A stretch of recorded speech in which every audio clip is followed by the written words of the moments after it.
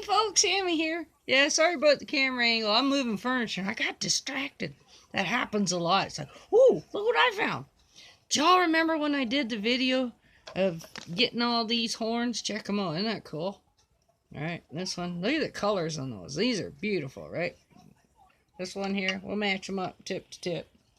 Alright, there's these ones. And then this one here. This is like, looks savage, I'm telling you. So, but remember when I got these? And if you don't, okay, this is why I picked them up. This one here itself was almost $13 by itself. I got all three. I think it was for $15, I think, by the time we were done. No, don't photobomb me, Dooley. Come on, watch out now. This is Dooley. Here, come here. Come on up here. Come on, Bubba. Come on, Bubba. I'm almost trying to make a video.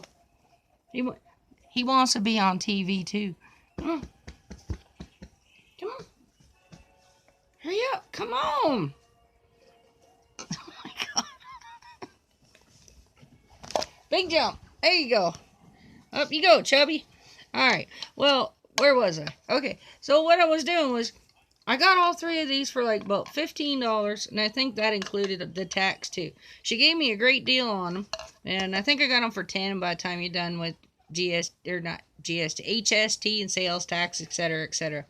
But the reason I got them so cheap is you see that they had a little bit of squirrel damage. These were all in a bin that they had, and a squirrel had gotten in there at some point and started chewing them. And I said, well, these are nice, but they're chewed up. And so we went through the box, and these were the best ones because they still had the tips. Some of them, they chewed the tip right off. She said, oh, dear. So I told her to hang on to them, and that if I figured out what I was going to do with these, then I would come back, right? But you can see nobody's going to buy that. You know, if you want to display that something nice on your mantle, you don't want to see all them chew marks in them, right? So anyways, long story short, I got them really cheap, okay? And that was a couple months back. Well, I asked folks what I should do with them. Some said make them into a powder horn, but I don't use black powder, all right? I got no use for that. I mean, yeah, I could do it and sell it, but if I was just going to sell them, then I wouldn't have just bought these because I just love the aesthetics of them because they're gorgeous. Look at the color in that. That's just beautiful. You see that color? These are gorgeous, right? Absolutely gorgeous. Now, if y'all are used to being around cattle that have horns like that, well, yeah, they can be a little painful if you get too close and you probably don't think it's such a great deal. But here in Canada, right, I just love the way this one just twirls. I'd love to figure out a way to get it to twirl. Alright, I think that'd be cool. And then this one here, alright, it's like, check it out. That'd be a unicorn. Actually, I look more like a rhinoceros, and Hammy is a little hammy. That'd be one fat unicorn, let me tell you. But I do have the temperament of a rhino, so just letting you know in advance. But anyways, what I've been doing, getting all off track here, is I got 220 grit. And I've been doing this. I'm not going to do a lot because it actually sounds like nails on a chalkboard. And, gives me, it's like them sugar candies. Remember, you bite them in your teeth and just, anyways, that's what happens. But I've been sanding this one down. So I'm going to turn this one into a camp cup. And I'm going to wrap some leather around the top here and wet it so it shrinks and it holds. And I don't have to use any glue because I don't care what glue you use. Eventually, glue will let go, right? And probably at the most inopportune moment. And the same here. I was watching TA Outdoors. Mike showed how you can take a piece of leather or paracord and you hold your loose end here. You pull it down, you pull it around, and then you start wrapping from the bottom all the way up. So now you got two loose ends up here. By the time you're done wrapping, when you tie it in a knot, pull it real tight, the knot slips down inside. So you don't see the knot. I was like, hey, I could do that with the leather and then soak it in warm water for a few minutes and then let it air dry. And that's just going to like cement right in there. It's just going to stay tight, right? And then maybe leave a little loop at the end and hang some feathers off it. But give myself a little hand grip around here. That'll cover up the little squirrel nibbles. Well, not so much on this one. But like, this one ain't too bad. The tip's really bad on this one. Or I could take a circular piece of leather and cut that in half and fold it so it looks like a funnel, like a teepee. Put that on, pop holes in it, sew it together. While it's wet, just cut it a little bit shy so it don't fit all the way around because it's going to shrink, right?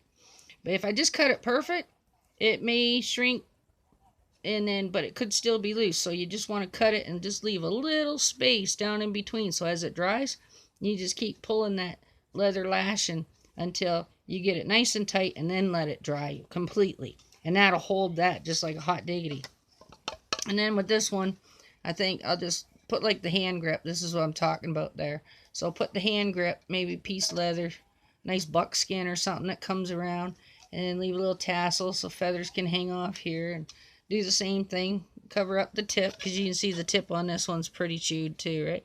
So I decided I was going to do that, and I'd ask people what you think I should do with them. And like I said, they'd said a black powder horn. They ain't got much call for that. But I was reading a book way back in the day, way, I'm talking caveman days, that they used to travel with a hot coal and an aurochs horn, I guess, was prehistoric cow, right?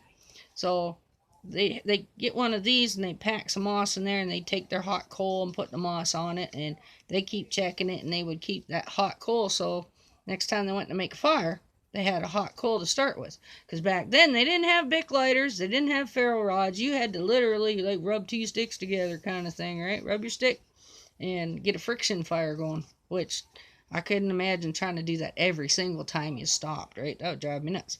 But I thought, if I make this into a cup, well, I could put a coal in there if I had to. I could put my fire starting material into it as well. Not at the same time, not doing that twice. Whoops, forgot to put the matches in there first. And that big old flare up. But, yeah, we could do that. I could put, say I wanted to keep my matches in there, my fire starting materials. I don't recommend smoking, but maybe, you know, your cigarette pack done got all wet or something. You put your smokes in there or whatever you want to smoke. Put a leather cap over the end of it and tie it off, right? Piece of leather, just cinch that up, tie it off. You wear it around your neck. You could put anything in there, really. You know, I could pick berries. This would be awesome if I had it on my backpack and I come across some, you know, blackberries, raspberries, woo! Pluck them off the bush, put them in here, right? But you could do so much with this. And it is only hollow to about here. I'm looking in. Well, maybe to there. And then this part's real solid. And the same with this one. This one here goes... It's hard to see down into it. Try to get it in the sunlight. Yeah, so it's about solid here too. Alright? But there's so many things I could do with it. So, the reason I decided to do this with the cup is... I was checking in my garden and stuff, and I found a plant support stand. It's a little bit thicker than a wire coat hanger, and it just sticks straight into the ground, and it's just got a little round thing on the top with a gap, so that when your plant needs to be supported, right, the metal thing sticks in, and then you just slide your plant there, and it'll keep your plant from flopping over. Isn't that a cool walking stick? Cool stick? Don't you love that? It looks like a snake, no? Yeah, scares the living crap out of my cats when I have it on the floor and I move it. But it does. It looks like a snake. But it's not. It's just a piece of driftwood. Anyways, I'm getting off topic. So I thought, well, I could do that. Say my hand was that thing. You just drop that in and it holds your cup. And I thought, oh, that's perfect. So now I'm going to make a camp cup. And then I can bring that little plant stand because it's not heavy. It's not like really big at all. I could cut it down if I wanted to, if I'm sitting on a stump, and just stick it in the ground, and now my cup doesn't fall over. So this will probably hold, you know, quite a bit of wine or something, whatever. Now this one will hold a full beer bottle, a regular, I don't know how many milliliters is that, 341 milliliters with some space. All right, it will hold most of this Dr. Pepper bottle. It brings it to about here. The beer comes to about there. All right. So I already tested that with just one full of water to see. And then this one here, this will hold almost 2 cups of flour. So, you know, it depends on which one you want to use. But I got to sand them down because if you look right there, and you see right in the top there, you see that's pretty rough, right? We don't want that on your lips. That's going to hurt. So that's why I've been sanding this one down. I'm not going to put any metal around it because my lips and metal just, nope, Doesn't matter if it's gold or the silver, like on those wine glasses, those fancy glasses.